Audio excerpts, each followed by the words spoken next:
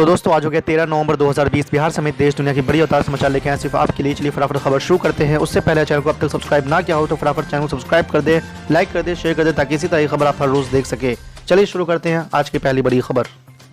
Republic TV network के editor in chief Arnab Goswami मामले में स्वतंत्रता के अधिकार पर सुप्रीम कोर्ट के फैसले पर सहमति जताते हुए जम्मू कश्मीर की पूर्व मुख्यमंत्री महबूबा मुफ्ती ने सवाल किया है कि आधारहीन आरोपों के तहत जेलों में बंद सैकड़ों कश्मीरियों और पत्रकारों की रिहाई पर तत्काल कोई प्रभावशाली कार्रवाई क्यों नहीं हो रहा है। आपको बता दें कि पीडीपी के अध्यक्ष महबूबा मुफ्ती ने ट्वीट कर कहा है कि स्वतंत्रता के अधिकार पर सुप्रीम कोर्ट के आक्रोश से सहमत हैं, लेकिन इस बात का बड़ा दुख है और नाराजगी भी है कि अब भी आधारहीन आरोपों के तहत सैकड़ों में कश्मीरी और पत्रकार जेलों में बंद है। अदालत के फैसले को भूल जाओ, उनकी अभी तक सुनवाई भी नहीं हो रही है। उनकी स्वतंत्रता के लिए क्यों नहीं कोई आवाज़ उठाता है।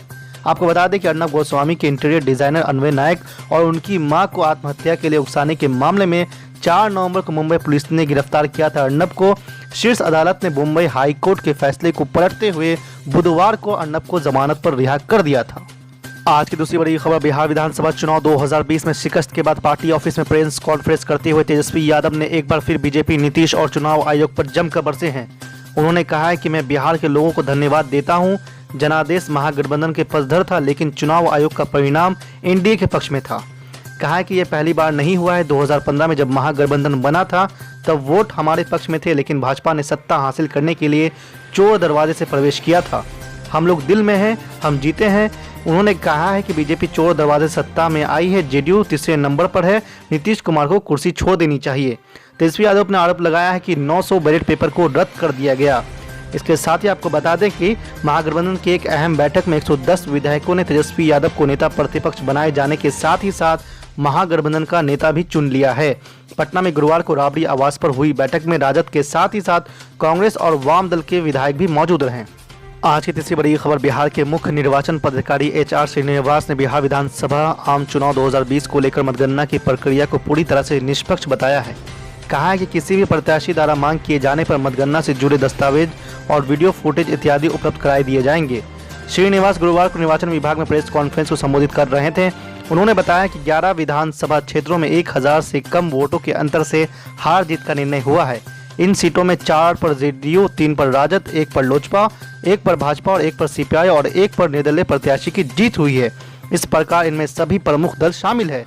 आज की चौथी बड़ी खबर। बिहार विधानसभा चुनाव में कांग्रेस की करारी हार का सामना करना पड़ा। पार्टी के मात्र 19 विधायक इस बार चुनाव जीत चुके हैं, जो कि पिछले बार के 27 विधायकों से 8 कम है। ऐसे में अब पार्टी के अंदर ही भीतरघात की स्थिति बनी हुई है। चुनाव में मिली हार को लेकर कांग्रेस में मंथन का दौर भी शुरू हो चुका है। इन सब के बीच पार्टी के वरिष्ठ नेता और पूर्व केंद्रीय मंत्री तारिक अनवर ने भी बड़ा बयान दिया है। तारिक अनवर ने सीधे सीधे उम्मीदवारों के चयन पर सवाल उठाया और कहा है कि बिहार में कांग्रेस की हार का सबसे बड़ा कारण उम्मीदवारों के चयन में हुई गलतियां हैं। कटिहार के पूर्व सांसद तारिक अनवर ने कहा कि प्रचार और कमान संभालने में भी चूक हार की एक वजह है। यही कारण है कि पार्टी में फिलहाल बड़े बदलाव की जरूरत है। तारिक अनवर ने स्पष्ट शब्दों में कहा है कि वो आला कमान के सामने पार्टी के अंदर हो रही सारी चीज़ों को रखेंगे। उन्होंने कहा कि बेहतर भविष्य के लिए पार्टी में बिहार स्तर पर बड़े बदलाव की ज़रूरत है। उन्होंने कहा कि बिहार में हमें 70 सीटें मिली थी, लेकिन हम पिछले साल के भी प्रदर्शन को जारी नहीं कर सके और नतीजा ये हुआ कि हम काफ़ी कम सीटें जीत सके हैं, जो काफ़ी निराशाजनक है। आज की पांचवी बड़ी खबर। बिहार विधानसभा चुनाव के लिए नवनिर्वाचित 5 ऑल इंडिया मजलिस इत्तेहादुल मुस्लिमीन के विधायकों ने गुरुवार को पार्टी अध्यक्ष असदुद्दीन ओवैसी से मुलाकात की है। हैदराबाद के सांसद असदुद्दीन ओवैसी ने अपने आवास पर इन विधायकों के साथ हाथ मिलाकर और उन्हें गले लगाकर बधाई दी है। आपको बता दें कि अमोर विधानसभा क्षेत्र से चुने गए ऑल इंडिया मजलिस इत्तेहादुल मुस्लिमीन के बिहार प्रदेश अध्यक्ष अख्तरुल ईमान, कोचाधामन विधानसभा से मोहम्मद इजहार असफी, जोकीहाट से शहनवाज आलम, बैसी से सैयद रुकनुद्दीन और बहादुरगंज से अंजार नईम असदुद्दीन ओवैसी से मुलाकात करने बुधवार को हैदराबाद शहर पहुंचे। आपको बता दें कि एआईएमआईएम ने हालिया विधानसभा चुनाव में शानदार प्रदर्शन किया है। पार्टी ने 20 विधानसभा सीटों पर चुनाव लड़ा था, जिसमें से 5 में जीत दर्ज की गई है। इसके साथ ही आपको बता दें कि पार्टी को 1.24% वोट मिले हैं, यानी कि 5,23,289 लोगों ने ऑल इंडिया मजलिस इत्तेहादुल मुस्लिमीन को बिहार में वोट दिया है। आगे छठी बड़ी खबर। ऑल इंडिया मजलिस इत्तेहादुल मुस्लिमीन के औरंगाबाद से सांसद इम्तियाज जलील में बिहार में ऐतिहासिक जीत को लेकर किया प्रेस कॉन्फ्रेंस। नीतीश कुमार साहब जाके भारतीय जनता पार्टी के साथ मिल गए और अब जब दोबारा आए तो इस तरह का एक कंफ्यूजिंग इलेक्शन लोगों के बीच में कराए कि रामविलास पासवान साहब की पार्टी कहती कि हम नीतीश कुमार साहब के साथ नहीं जाएंगे, हम भारतीय जनता पार्टी के साथ जाएंगे। रामविलास पासवान की पार्टी कहती है कि अगर हम सत्ता में आते हैं तो हम नीतीश कुमार को जेल में डालेंगे। भारतीय जनता पार्टी कहती है कि अगर हम सत्ता में आते हैं तो नीतीश कुमार को हम मुख्यमंत्री बनाएंगे। तो ये जो एक कंफ्यूजिंग स्टेट तैयार किया गया था, बाद में हमको सबको मालूम था कि ये सब एक साथ मिलकर आने वाले हैं, लेकिन नतीजा ये हुआ कि वहाँ की जनता ने किसी भी तरह का जो कोशिशें हो रही थी एमआईएम को हराने के लिए, वो कोशिश को नाकाम करते हुए ताकत के साथ एमआईएम के साथ खड़े हुए।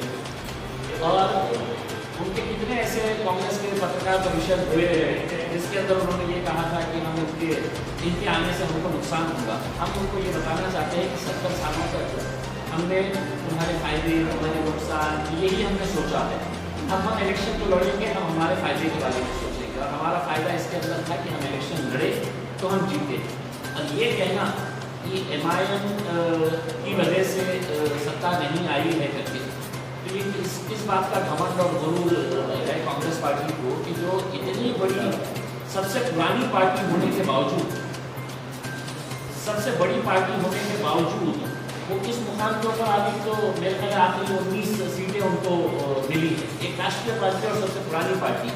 तो हम ये चाहेंगे कि वो अपने गिरेबान के अंदर झाँककर देखें कि हमारी क्या कमियाँ रह गई है करके। और आप ये चीखना चिल्लाना, ये औरतों के जैसा रोना, ये बंद कर दीजिएगा कि हमारे को हम जो हार रहे हैं इनकी वजह से, मतलब जीतते हैं तो उनके गांधी परिवार की वजह से जीतते हैं, तो नहीं राहुल गांधी का चमत्कार हो गया है। हारे जहाँ पर किसी का अवेशी के ऊपर है तो पूरा ठुकरा फोड़ दो करके। तो ये जो है ये लोगों को समझ में आ चुका है। हमारे को तकरीबन 5.5 लाख वोट वहाँ पर मिले, यानी कि जिन 6 कॉन्स्टिट्यूंसीज के अंदर हमारे को हमने विशेष तौर से जो हमारे को ऐसा लग रहा था ये 6 सीटें हमारी आएंगी, तो हर सीट के ऊपर हमारे को 60,000 के ऊपर ही हमारे को वोट्स मिले हैं। अगर हम 20 सीटें लड़े हैं तो एक अनुमान लगा लीजिएगा, एक एवरेज भी अगर निकालते हैं तो 60,000 वोट हमारे को मिलना वहाँ पे बहुत बड़ी बात है। तो एक कॉन्स्टिट्यूंसी में जहाँ पर हमारे बिहार के अध्यक्ष इमरान साहब रहे हैं, वहाँ पर 90,000 वोट मिले हैं। पूछा नामक जो ऐसी कॉन्स्टिट्यूंसी थी जो लोगों के पेट में ये निकलना बड़ा मुश्किल है, यहाँ पर इसका हो गया, तो वहाँ पर तकरीबन 38,000 की लीड से जीते हैं, 38,000 की लीड से। तो ये सब देखते हुए हमारा ये कहना है कि हमारे हौसले और बुलंद हुए हैं। हम किसी भी तरह की आलोचना को फेस करने के लिए हम तैयार हैं, आपको जो बोलना है, क्योंकि अब जनता समझ चुकी है। और वो जनता समझने के बाद अब ये बौखलाहट का शिकार होकर ये कह रहे हैं कि अगर ये नहीं लड़ते थे तो हमारी सरकार बन जाती थी। हमने ये साफ कहा कि इस देश से अगर किसी को भगाना है, इस देश में अगर किसी की सत्ता नहीं आना है तो भारतीय जनता पार्टी की। भारतीय जनता पार्टी को सत्ता से दूर रखने के लिए जो करना है वो हम करने के लिए तैयार हैं। लेकिन अगर आप एक तरफ बोलेंगे कि ये तो आए हुए हैं, इनको जिताने के लिए से आई है, अभी 5 आए हैं, हमारी उम्मीद है वहाँ पर बिहार के अंदर ये कम से कम 6 सीटें आएंगी। हमारी एक सीट जो पिछले साल हमने जीते थे बाई इलेक्शन के अंदर, जो किशनगंज की सीट थी, वहाँ पर अगर आप आंकड़ों के ऊपर नजर डालें कि जो पार्टी हमको कहती है कि हम वोट काटते हैं, तो आप अगर देखेंगे कि 10 महीने पहले जो किशनगंज का चुनाव हुआ था, उपचुनाव हुआ था, वहाँ पर हमारा कैंडिडेट जीता था अमरुल हुदा साहब, उनको 70,000 वोट मिले थे। भारतीय जनता पार्टी को 60,000 वोट मिले थे और कांग्रेस को महज 25,000 वोट मिले थे। लेकिन इस बार हमको भारतीय जनता पार्टी और कांग्रेस ने मुझे इस तरह का एक साठगांठ किया था कि हम दोनों के अंदर ही होना चाहिए, यहाँ से एमआईएम को हटाने का है। वो एक सीट हम हारे हैं और हमको मालूम है कि वहाँ पर क्या क्या हथकंडे अपनाए गए हैं, क्या क्या साजिशें वहाँ पर खेली गई है। एमआईएम की ये सीट जो उन्होंने सपने में भी नहीं सोचा था कि मतलब एमआईएम के 5 सीट आ जाएगी, वैसे तो किसी ने भी नहीं सोचा। मतलब हम लोगों का इतना यकीन था कि हमारी सीटें आएंगी जो ज़मीन के ऊपर हम काम कर रहे थे।